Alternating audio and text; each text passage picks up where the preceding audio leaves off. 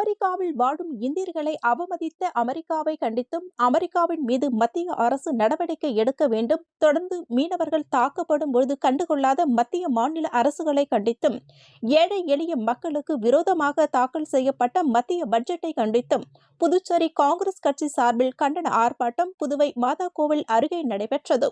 முன்னாள் முதலமைச்சர் நாராயணசாமி தலைமையில் நடைபெற்ற கண்டன ஆர்ப்பாட்டத்தில் சட்டமன்ற கட்சித் தலைவர் வைத்தியநாதன் மற்றும் முன்னாள் அமைச்சர்கள், சட்டமன்ற உறுப்பினர்கள், மகளிர் அணியினர், இளைஞர் அணியினர் என அனைத்து பிரிவு நிர்வாகிகள் 100க்கும் மேற்பட்டோர் கலந்து கொண்டு கோரிக்கைகளை வலியுறுத்தி கண்டன கோஷங்களை எழுப்பினர்.